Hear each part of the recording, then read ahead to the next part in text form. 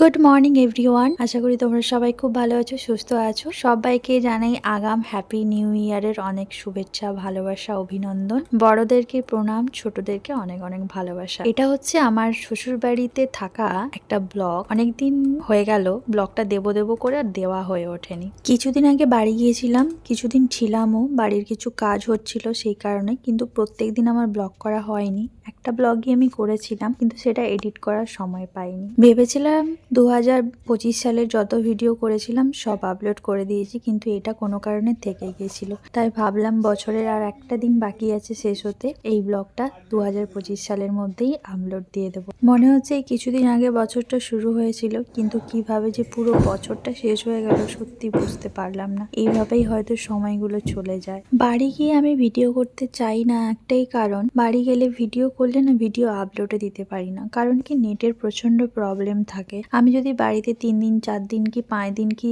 8 দিন থাকি, আমার ব্লগগুলো সব জমে যায়। তারপরে আমাকে কলকাতা আসার পরে সেগুলো এডিট করে তারপরে আমি তোমাদের সাথে শেয়ার করতে পারি। তাতে কি হয়, সময়ের জিনিসগুলো না সময়ে হয় না, সময় পেরিয়ে যাওয়ার পরে হয়, তখন না মানসিকতাও থাকে না, এনার্জিও থাকে না। ওই জন্য এইবারে বাড়ি গিয়ে আমি ছিলাম অনেকদিন, কিন্তু একটা দিনও আমি ব্লগ করিনি। কোনো কারণেই একটা ব্লগ আমি করেছিলাম, সেটাও ইনকমপ্লিট অবস্থাতে থেকে গিয়েছিল।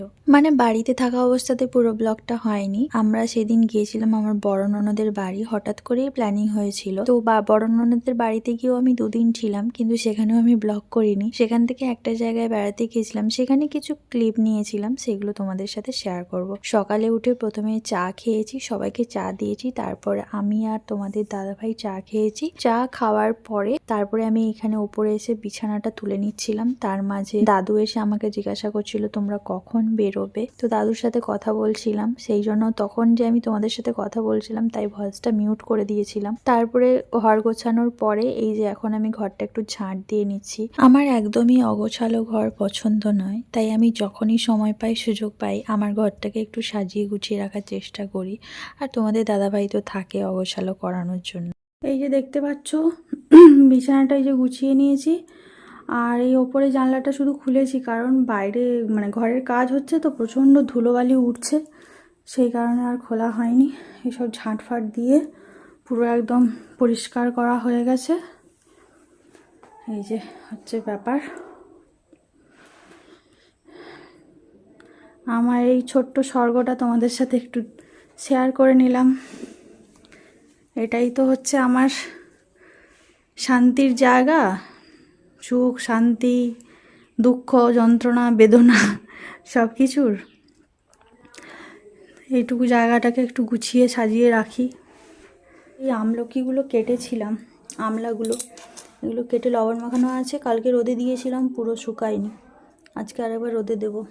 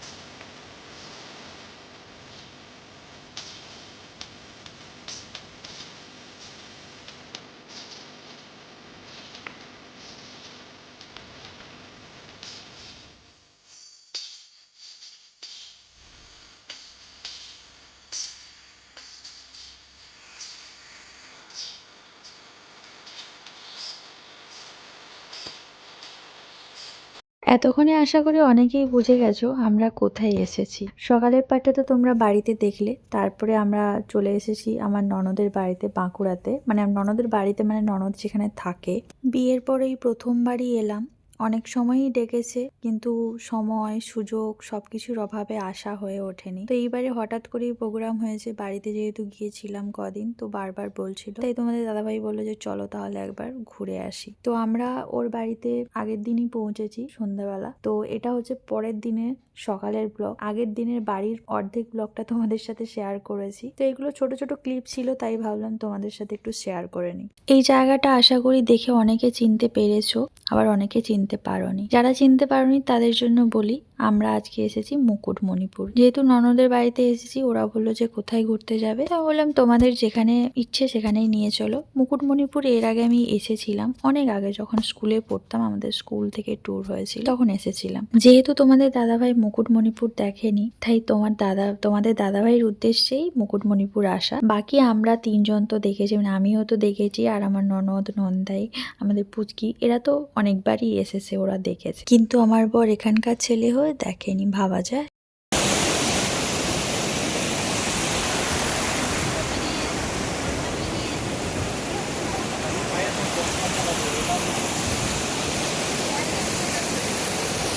ঘুরতে কার না ভালো লাগে বলো? সবারই ভালো লাগে। আমার তো মনে হয় এমন কোনো মানুষ নেই যার ঘুরতে ভালো লাগে না। আর এই শীতের সময় ছোটখাটো ট্রিপগুলো বেশ ভালোই লাগে। আমি, আমার ননদ আর আমাদের সোনামা এখানে দাঁড়িয়েছিলাম, আর আমার বর আর নন্দাই চলে গেছে ওইখানে ওরা ফটো তুলতে। আর সত্যি কথা বলতে এই জলটা এত ভালো লাগছিল, আমি আর আমার ননদ তো এই জলের মধ্যেই পা ডুবিয়ে বসেছিলাম, কোথাও আর নড়ছিলাম না।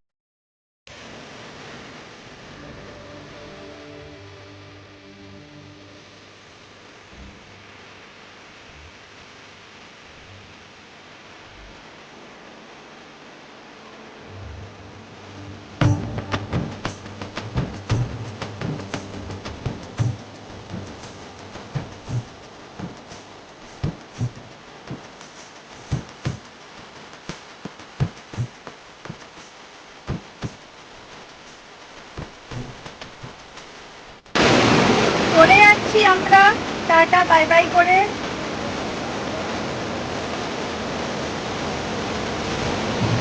ভালোই লাগলো, খুব সুন্দর। এর আগেও এসেছিলাম, আজ থেকে প্রায় 12-13 বছর আগে, তখন স্কুল ট্যুর থেকে এসেছিল, তারপরে এই এলাম।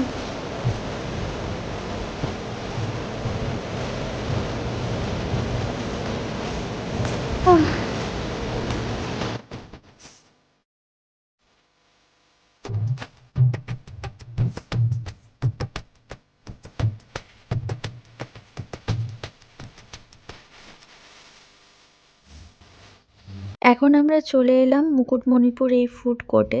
এখানে আমরা একটু লাঞ্চ করে নেব। সকালে তো আমরা ব্রেকফাস্ট করেই বেরিয়েছিলাম, আর এখন প্রায় 1:30 পৌনে 2টো মতো বেজে গেছে। তারপর বাকি যেগুলো আছে সেগুলো আমরা ঘুরে দেখবো।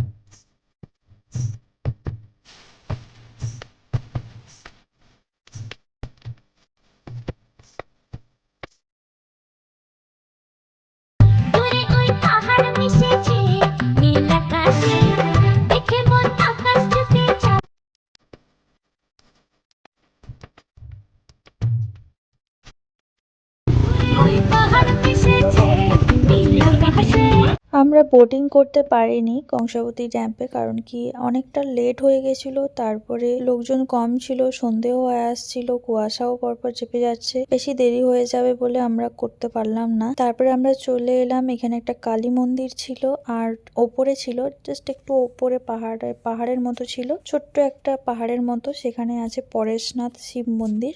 তো এখন আমরা সেখানেই চলে এসেছি শিব মন্দিরে মহাদেবের দর্শন করব। প্রথমে তো এরা আসতেই চাইছিল না, এত উঁচু বলে উঠতে চাইছিল না। আমি আর আমার নন্দাই বললাম যে চলো, ওরা যখন যাবে না আমরা দুজনেই যাই। তো যেই আমরা দুজন যাবো বললাম, এরাও আবার পিছু পিছু আসা শুরু করলো। তোমরাও সবাই মহাদেবের দর্শন করে নাও, বছর শেষ হতে যাচ্ছে, নতুন বছর যাতে সবার ভালো কাটে এই কামনাই করি ভগবানের কাছে। আর এটা হচ্ছে পরেশনাথ মন্দিরের ওপর থেকে নিচের ভিউটা, খুবই সুন্দর। আগে যখন এসেছিলাম এই বাঁধানো জিনিসগুলো ছিল না, এই যে টিপিগুলো দেখতে পাচ্ছ এগুলো এরকমই ছিল, আমরা দাঁড়িয়ে উপরে উঠে ফটো তুলেছিলাম। মোটামুটি আমরা পুরো হয়তো ঘোরা কমপ্লিট করতে পারিনি, আরো কিছু কিছু জায়গা থেকে গেছে। তো যেহেতু সন্ধে হয়ে আসছে আর ঠান্ডাটাও প্রচুর লাগছে, ছোট বাচ্চা আছে, এখন আমরা বাড়ির উদ্দেশ্যে রওনা দিলাম। বাড়ি যাওয়ার পথে আমরা আরো এক জায়গায় গিয়েছিলাম, সেটা হলো একতেশ্বর ধাম। যারা বাঁকুড়াতে থাকো তারা অবশ্যই জানো, একতেশ্বর ধাম বলে একটা শিব মন্দির আছে। এই যে দেখতে পাচ্ছ এটা তার মেন গেট, সেখানেই এখন যাচ্ছি মহাদেবের দর্শন করতে। আজকে এই ননদের বাড়ি থেকে ফিরেছি, কালকে তো তোমাদেরকে দেখিয়েছিলাম আমরা শিব মন্দিরে গিয়েছিলাম, সেখানে গিয়ে আর ভিডিও করতে পারিনি। তো এখন এসে দেখছি যে আমার শাশুড়ি মা স্পেশাল একটা পিঠে বানাচ্ছে। এই যে শাশুড়ি মায়ের হাতে বানানো স্পেশাল হৃদয় হরণ পিঠে চলছে।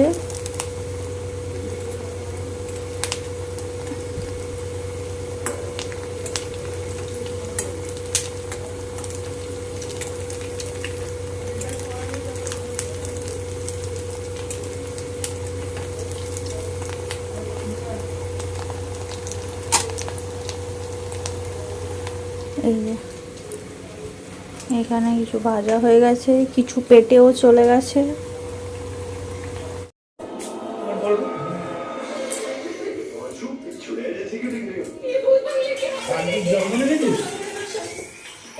দেখেছো কত বড় রুটি,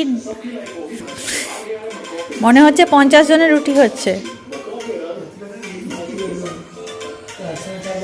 এই যে এখন রাতের রুটি হচ্ছে। বাড়িতে এসেছি অনেক দিন, কিন্তু ভিডিও আর করা হচ্ছে না, এত মানে সেই মিস্ত্রি কাজ করছে, কাজ ধুলো নোংরা, আর তারপরে এখানে নেটের এত প্রবলেম, ভিডিও করলে তো মানে দিনের ভিডিও আপলোড করতেও পারবো না, নেট চলেই না এখানে। তো সেই করে আর না ভিডিও করার ইচ্ছেটাই চলে গেছে। তো আজকে হঠাৎ মনে হলো যে একটু ভিডিও করি, নাহলে আবার সেই কলকাতা গেলে কলকাতাতে গিয়ে আবার কন্টিনিউ শুরু হবে। আমি এদিকে রুটিগুলো সেকছি, ওদিকে মা রুটিগুলো বেলছে, আর সুজিটা হয়ে গেছে। একটু আলু কাটছিলাম, আলু ভাজা করব, দেখা যাক কতটা কি হয়। এখন আলু ভাজা হচ্ছে, রুটি ছাকা হয়ে গেছে কমপ্লিট।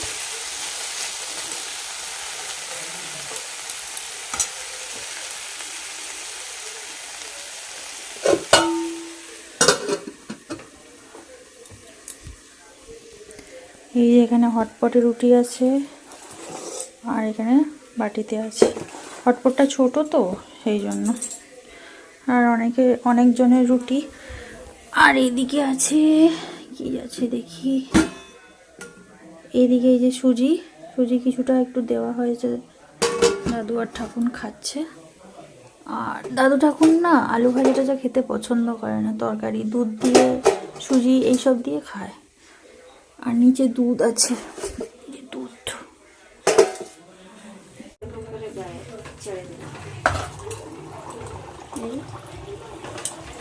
আজকে আমাদের হচ্ছে ক্ষীরের লুচি, শাশুড়ি মার হাতে স্পেশাল ক্ষীরের লুচি। এটা যাবে কলকাতা, সুদূর কলকাতা আমি নিয়ে যাব, তাই এতগুলো হয়েছে। এখানে এই যে এক থালা ভাজা হয়ে গেছে, আর এই যে এখানে কারা কারা খেতে ইচ্ছুক চলে আসো আমাদের বাড়িতে, মায়ের হাতে স্পেশাল ক্ষীরের লুচি।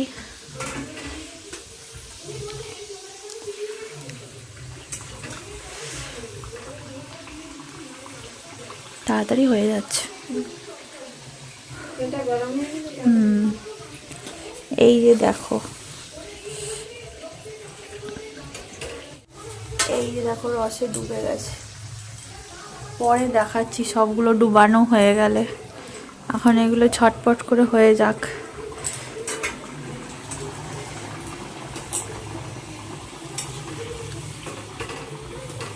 এটা হয়ে গেছে না, এক সাইড হয়নি।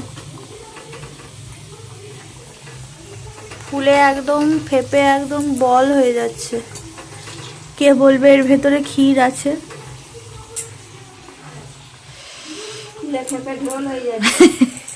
ফুলে ফেপে ঢোল। বর্ষাকালের ব্যাঙ।